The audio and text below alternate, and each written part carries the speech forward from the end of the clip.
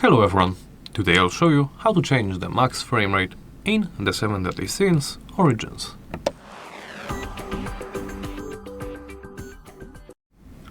Let's begin by opening settings. From there, navigate to graphics settings, right here. Then, under display, look to the second last option. This is the frame rate controls.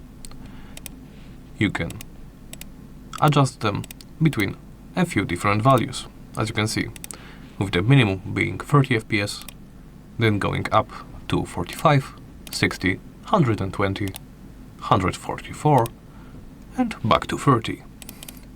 I'll stick with 60 FPS. Then simply press the X button to lock in your changes. And that's it. Thank you for watching, and please remember to like, comment and subscribe.